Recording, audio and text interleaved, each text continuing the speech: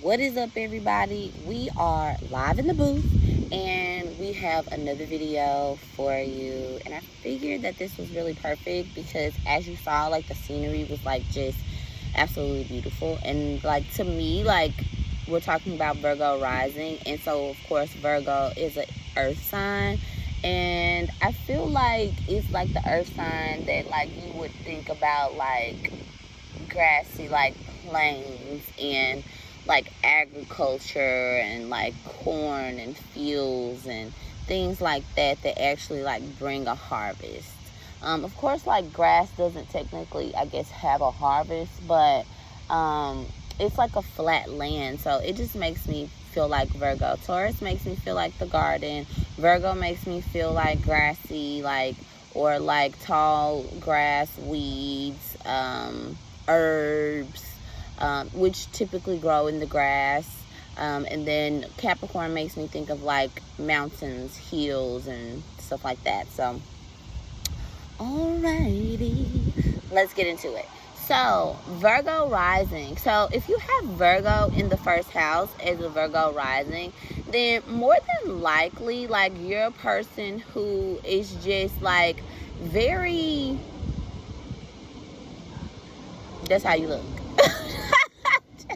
But like very, like, if not inquisitive, like a Gemini, because both of them rule Mercury, so it's like communication, but it's like inquisitive with like your being. Like, you're probably picking up a lot of information from your surroundings. You're probably observing and then analyzing a lot of different things that are going on around you. And Virgos also are very intuitive. I don't think that a lot of people talk about how the earth signs are as intuitive as like the water signs.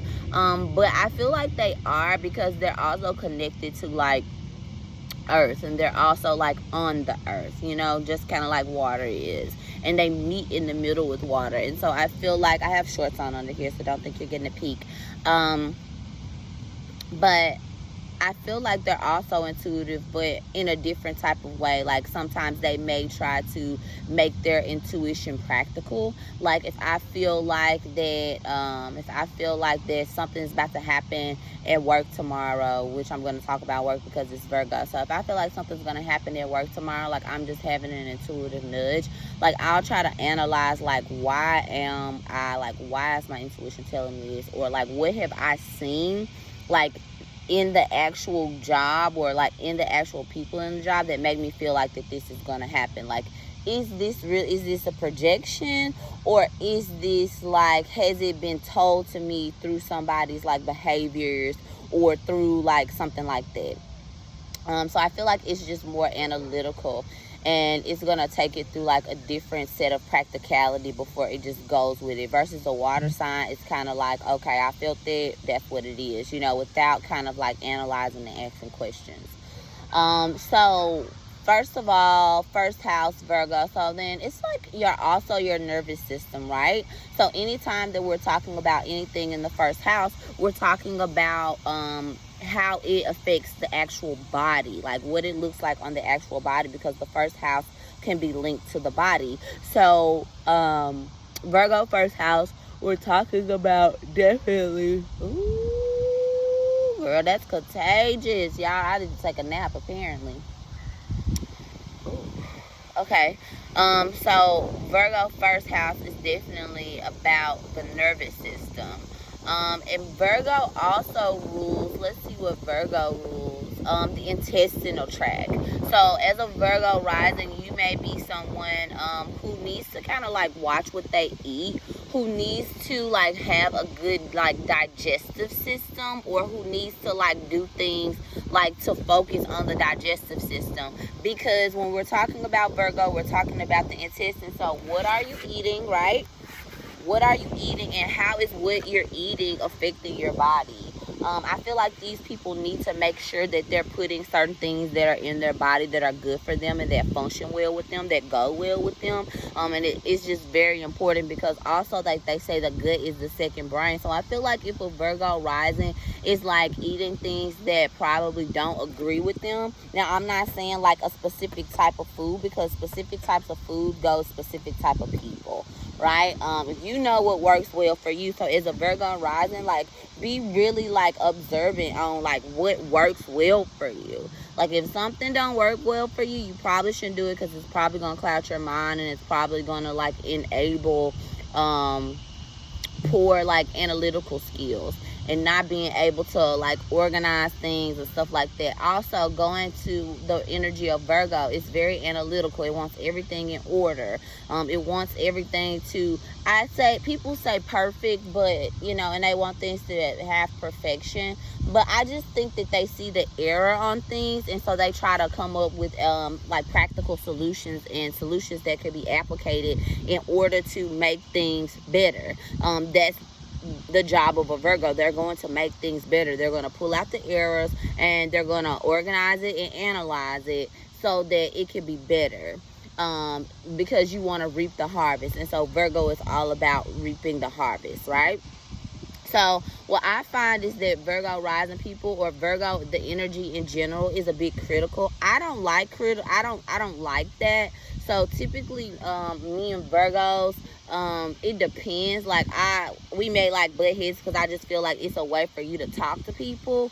So I think that probably Virgo risings, like, these people probably come off as very critical, or they come off as maybe could be potentially rude to people, if people don't take, you know, the way that they're saying something in a negative way or in a bad way. And then also, they're just critical in general. This energy is critical of itself. So, and it's like the worker type of energy, like the servant type of energy. So these people are always wanting to lend a helping hand, always wanting to help, always wanting to be of service to others. So even if they're doing this for like work, like, you'll see a lot of healers, you'll see a lot of people in the medical field, you'll see a lot of people that are in the creative field, but they're doing things of service. Like, I know a Virgo like shoots videos and things like that, but it's like of service. And of course, everything that we mostly do is of service, like humanity in general, but these people are really like your servant leaders. So they're going to make sure that they pull out the different things, the different errors and things that you may have going on. They're going to make sure they pull them out and give them to you so that you can be better. Okay, second house. So the second house is in Libra. So these people are going to value aesthetically pleasing spaces, value law, value diplomacy, value etiquette.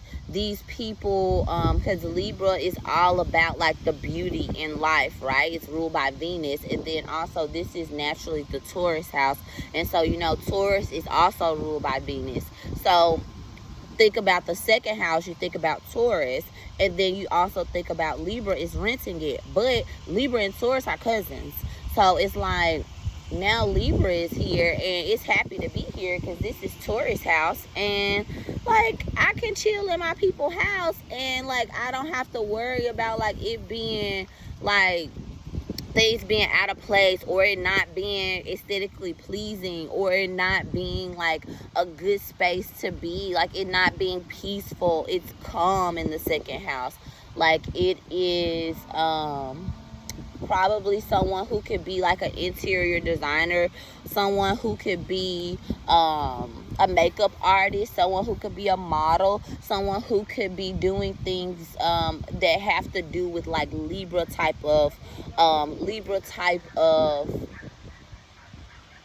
qualities. So that's beauty, that's art, that's could be like singing, could be dancing, just anything that is like beautiful poetry, which is also could be like Gemini and stuff too, or like Leo and stuff too, like the performing and like the performing arts.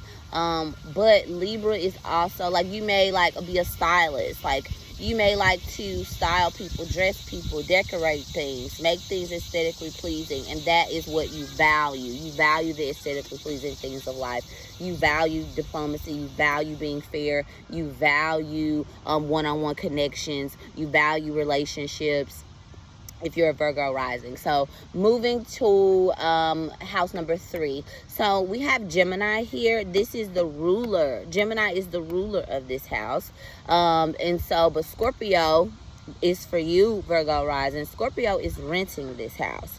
So with Scorpio renting this house, like, it wants to talk about some pretty dark shit. Like, it wants to talk about pretty, like, taboo, like, topics and things like that. A Virgo rising is probably going to be wanting to communicate right and talk about things that are typically in the dark, because Scorpio is in the dark. And Scorpio brings up the energy of crisis. It brings up the energy of emotional transformation. It brings up the energy of figuring out how to have the power, how to bring that power within of death.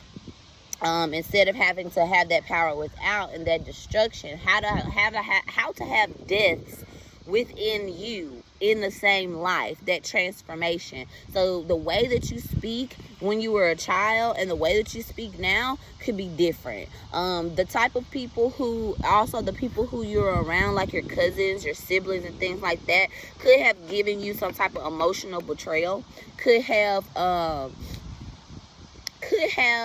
done something. And I just found out today I have allergies, so this is ridiculous. But anyway, I've known it, but you know, like the doctor told me. But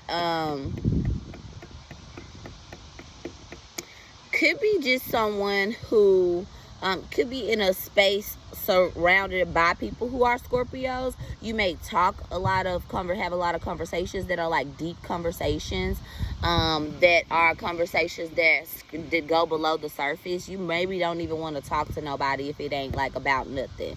If it's just like some surface level conversation, like you may just be like, yeah, you want to get into the nitty gritty with your communication. So you may be like, if you're a writer or if you're the type of person that releases, you know, something, it may be dark shit. Okay.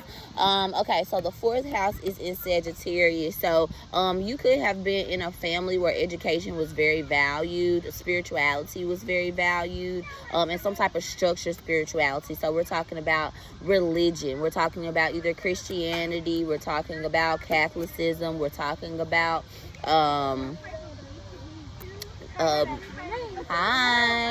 talking about Muslims, things like that. Islam would be the correct word. So you probably were brought up somewhere where these types of things were very important. Oh,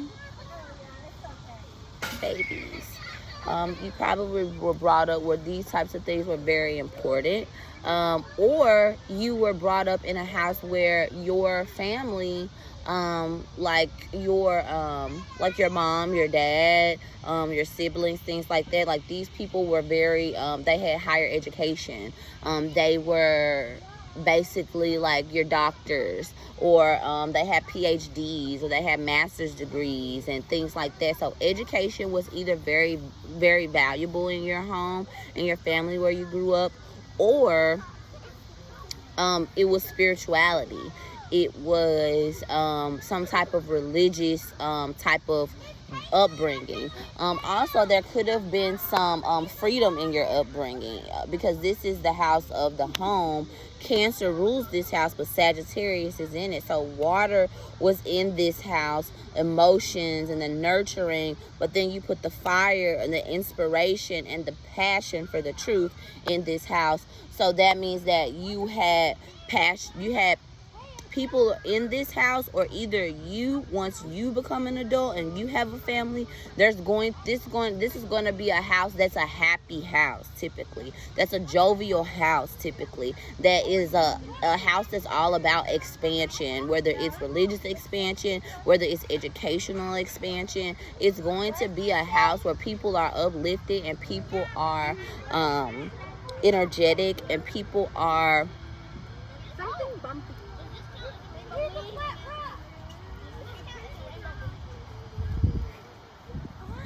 people are energetic. People are very knowledgeable, very wise, and people may be like, you could have foster kids or adoption or something like that in this house too, because this is just like people from different spaces and different walks of life.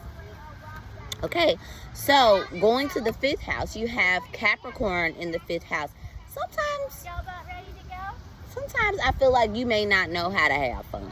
People have to be like, hey, like, you know, in the house, like, this is fun, but like when it comes to like actually having like real play, or you may take religious and like religion and all those things like too seriously.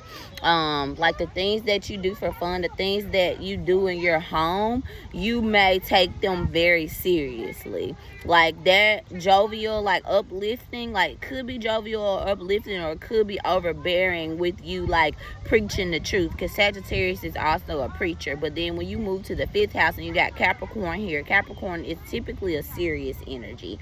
Starts off that way anyway. And then as it grows and as you get older, then Capricorn just turns into a kid. Like Capricorn was like very mature, like very adult-like and things like that. But as they get older, they turn into like the big kids of the zodiac, because they're like Benjamin Buttons, because they've already like been mature. So now they're just gonna like be kids. They're gonna move up the corporate ladder, or they're going to create a business, or they're going to do something that is structured for sure, but they're still going to like enjoy their life, right? They're still going to enjoy their life. So probably at the first beginning of your life, you could be very serious, not knowing how to have fun. And then the next part of your life, like the second part, maybe after your first Saturn return, then after that, you're kind of like a little bit more open to having fun in a structured way. By the second Saturn return, you may be like, hey, you know, like party, have fun, like let's enjoy life, because this house is the 5th house, of course, so it's like Leo rules this house. So you have fire here, but you're bringing earth here. You're bringing cardinal earth, wants to get some shit started here, wants to get some practical shit started. So you may create businesses for fun. You may create some type of structure for kids, for fun, like for what you do, like for a hobby. Like you may enjoy working in some type of structured area for kids, or in your love life, you may attract serious people, older people, you know, just like in your love life, like not necessarily the people who you get married to, but the people who you like just date and have fun with. Like they could be older, or they could be like kind of like serious people. They could be like your CEOs or something like that. You could also be like a principal of a school, because Capricorn always wants to get to the top of the mountain. So at the end, you could be like a principal of a school, or you could be someone who just goes to the top when it pertains to kids, fun, arts, extracurricular activities, things like that. So we move to the 6th house. So 6th house is in Aquarius. So with the 6th house being in Aquarius, you do something weird for work. Like your everyday life is pretty weird, but it's structured, because Aquarius is still ruled by Saturn.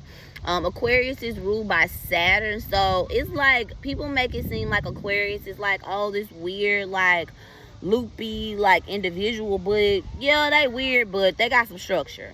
Like, yeah, they weird, but they took their ass to work today. Yeah, they weird, but they got their appointment book full. Like, you know, that type of thing. Like, it's not like they just off the rip doing some crazy stuff. Like, they just, you know,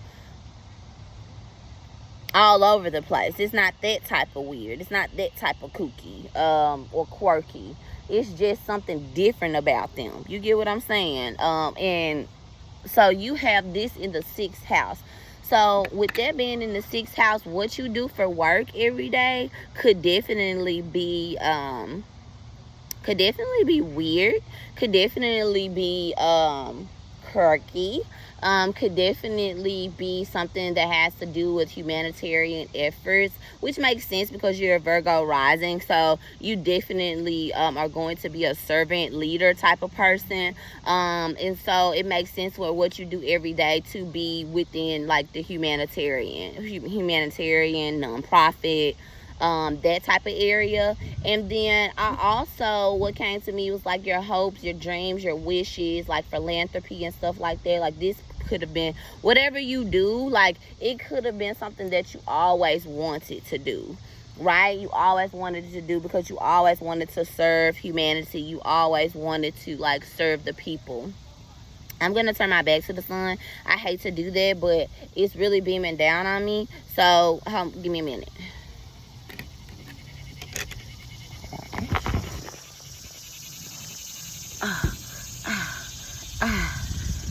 Whew.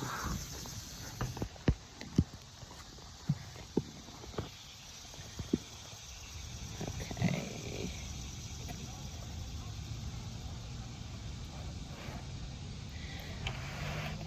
But see, now that makes me dark. So, but this is a good angle. So let's see. Now the sun is on my head.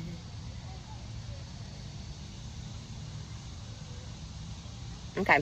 Well, we'll do it like this, and if I move around, I'll just move around. Make sure I got no boogers. Okay. What else? Where were we? Oh, Aquarius in the 6th. Yeah, so you probably do something kind of weird and quirky for work. Something like non-profit-y or like humanitarian effort, like something like that. Okay, so now we have Pisces. We have Pisces in the 7th.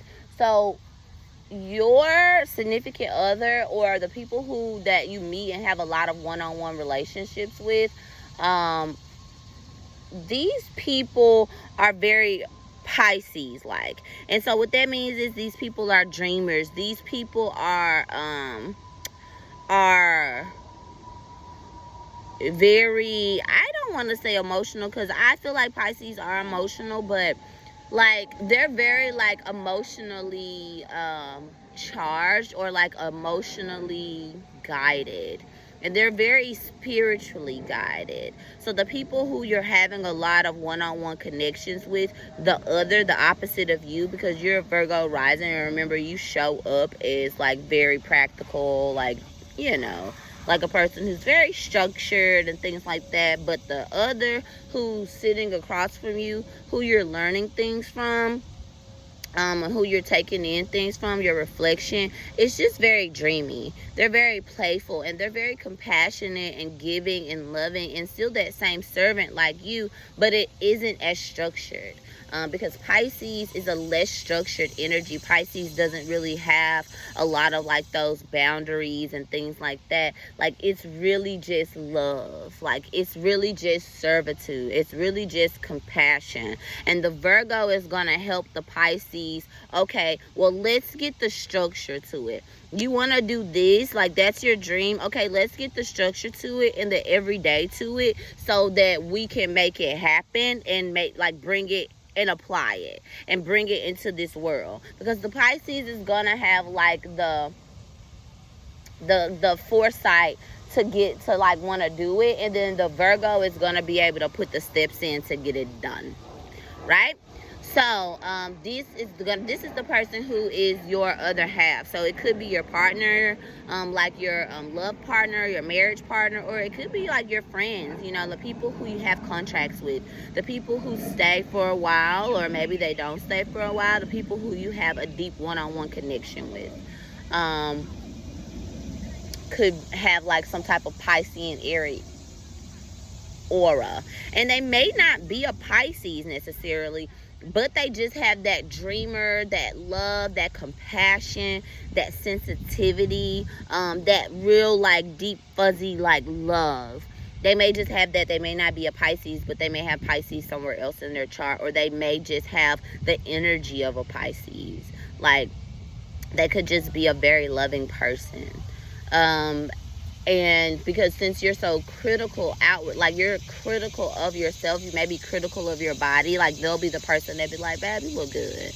Like, babe, you look fine. Like, come here, give me a kiss, give me a hug, type of thing. So then moving on to the 8th house, which is our house of deep transformation, secrets, could be lies. Because secrets technically sometimes are lies. So then you have Aries here. So, So whatever it is that like you may hide or you may try to hide, whatever the case may be, could come out very quickly. Secrets and things like that could come out in a very like warrior or aggressive like way. They could come out in a way where it's like a war. When you bring your secrets out, when your secrets come out of the closet, like it's a war. Like, so it's about to be very like instinctual and animalistic. I also feel like a Virgo rising could just have like this very deep rooted like animalism in them, like a very animalistic way of life, or a very animalistic like being. And I don't mean like you're like some type of like animal or beast or something like that. I more so mean like you're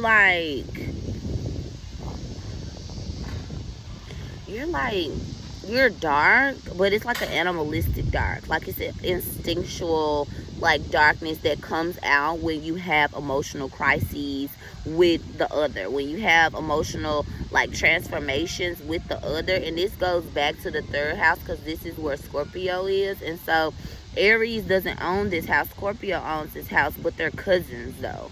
But Aries and Scorpio are cousins, and like they bang with each other, but they war in a specific way. So with you having Aries here in this house of both of them war, but it's like Aries is like a very outward and aggressive war. Like it's like a not calculated war. Like it's just a instinctual, animalistic, like I'm finna like go up on you type of war. And it could be over your secrets. It could be over shared resources. It could be over money. It could be over somebody borrowed some money from you, and now at this point you about to go off. Like that type of energy and that type of thing could be seen from here.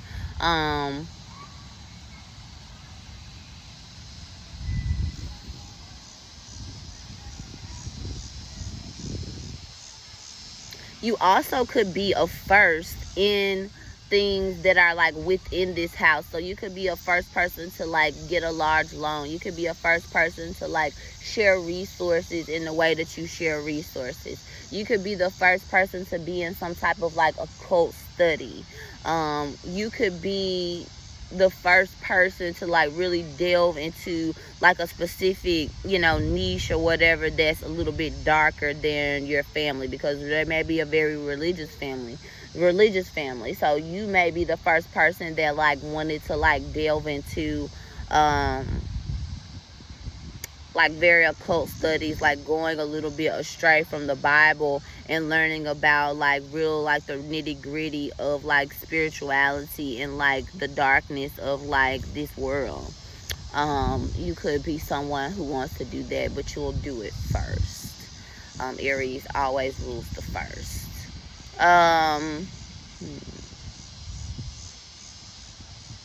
So Aries in the 8th, so that means you have Taurus in the 9th.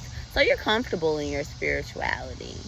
You're comfortable in your higher education or religion. So you could be like a pastor, or you could be someone who goes into those higher educations. So it'll bring you money. It'll bring you money, and it will bring you stability. It'll bring you comfortability. It'll bring you resources. So that higher knowledge, because Sagittarius is higher knowledge, is truth. So that higher truth and that higher knowledge that was utilized like from your family, that was like the foundation of it, and then you may decide that you want to go a little bit aside from whatever that was in your home, in your structure. That higher knowledge, everybody could have been doctors, right? Everybody could have been athletes. Everybody could have been in the church. Everybody could have been a psychologist. Like everybody could have been in some type of field that require higher knowledge, that required, you know, more than just like your basic level of education. Everybody could have been in that field, and you decided to do something different within it for sure, and go after like your specific truth that was still connected to the family truth, and it brought you dividends, and it brought you money, and it brought you stability, and it brought you comfort, and it brought you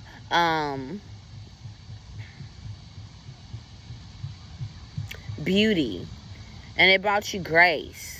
And then it goes back to the second house again because it has Libra there. So those things could be tied. Something that you may do that has something to do with beauty and grace and things like that. And also Taurus,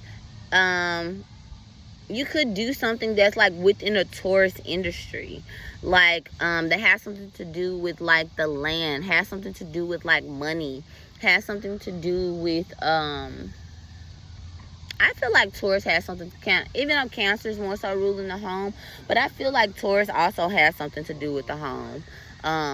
Taurus has something to do with just like the comforts, right? You could also be like in the food industry or something like that.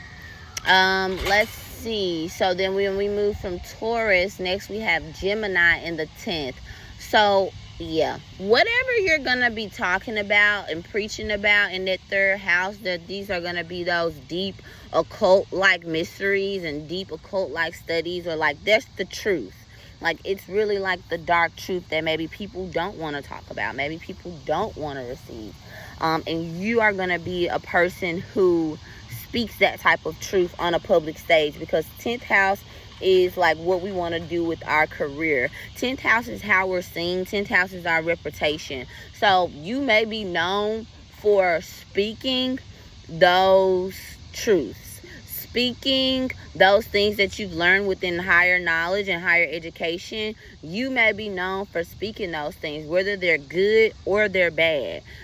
You may also be someone who's a writer, who's in journalism, who's in marketing, who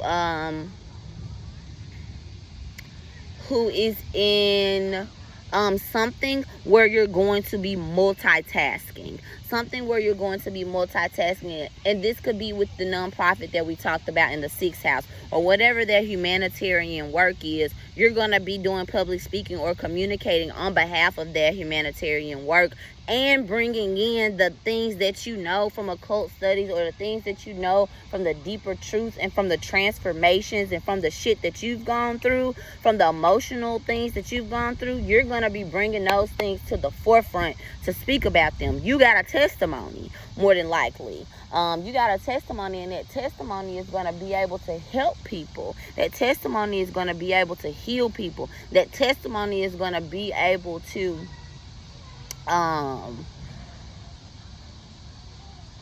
help you to transform and help other people to transform as well. So then you got the 11th house in Cancer.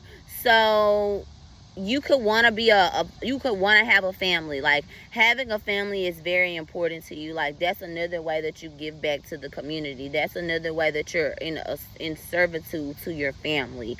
You definitely want a family. You definitely want some type of family structure. Maybe it doesn't have to be necessarily the traditional family structure, because this is the 11th house, so it's a quirky house, because Aquarius owns this house but Cancer is renting it. So it may be a quirky family, but you always wanted that type of family. Maybe you always wanted the type of family that was, could be different. And also, maybe you are detached from your family, that family that you had all of that higher knowledge from, or they were very religious, or whatever the case may be. Sorry, I was looking for something. You could be detached from that family. You could have had like some type of like detachment or separation from them emotionally. But for the most part, like, I feel like you really want to just have a family, and that's a hope and dream that you have. And that's also a way that people see you, like, out in the in your community. Like, they see you as family. They see you as like mothering. nurturing, or you are nurturing into the community. It's not really so much how people see you. It's just what you embody, that nurturing, that loving, that mothering, that taking care of, quality, within your community, with whoever you work with. You just automatically put that type of I care for you hat on. And then 12th house is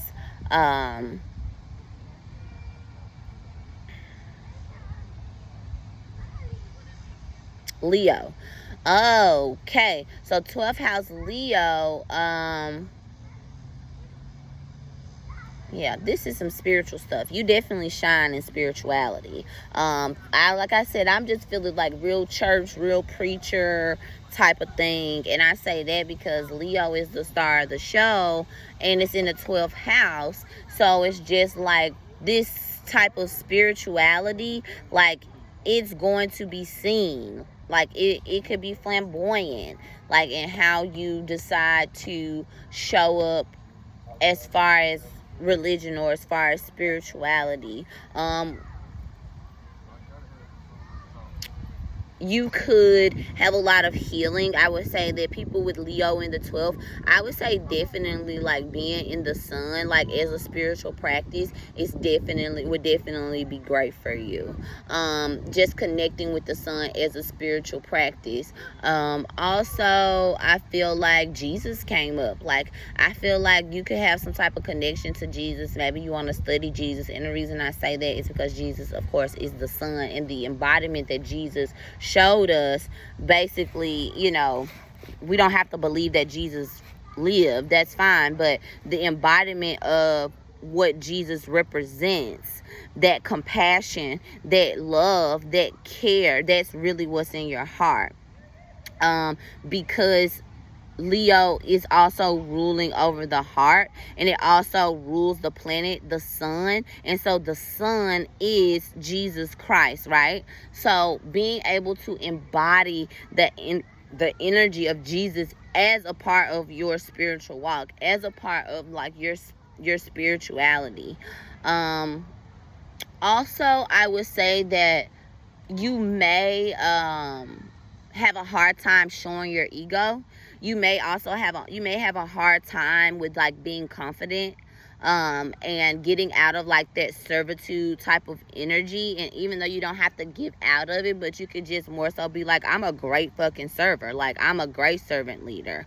And having that type of energy is what it wants you to do, because you may have a hard time expressing ego. You may have a hard time like popping, you know what I mean?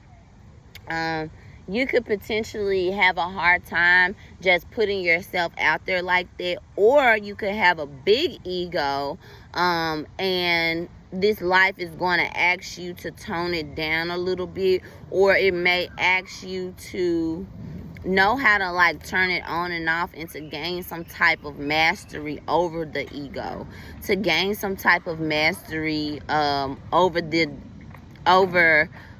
illusion or the delusion of the ego. Because there may just be some, 12th house can also like mean delusion, which is just basically like you have something pretty much in your mind that hasn't made it to matter just yet.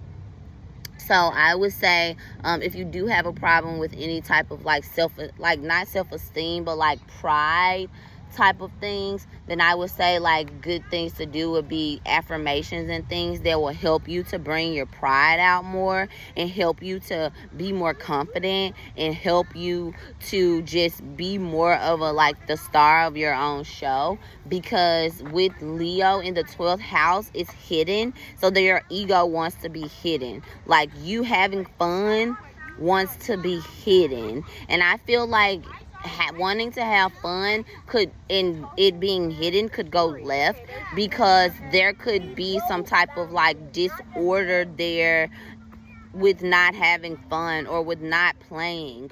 It could be like some some creepy shit going on in there. Like you could want some kids, or you know, something like that. Like you could probably see something like this, like with people who do like child sex trafficking or some shit, only because it's hidden and it has to do with Leo, it has to do with kids, and it's in the 12th house.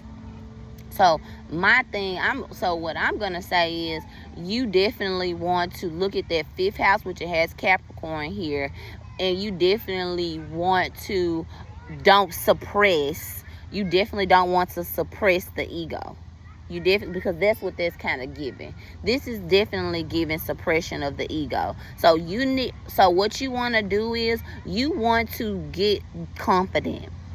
And how you get confident, you get in the mirror, you break yourself down, and you build yourself up. You're going to give yourself these affirmations, and you're going to make sure that, you know, make sure that you're on point and you stay on point, because other than that, it could be some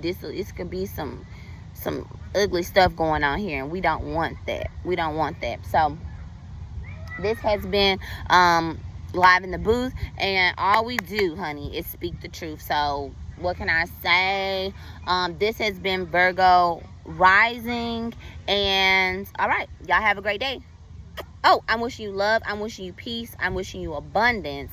And make sure you like, make sure you share, and make sure you subscribe. Also, you can always go to the website empress@emperor.org, and you can go to the Know Thyself consultations. I'm going to leave the link below so that you can book your free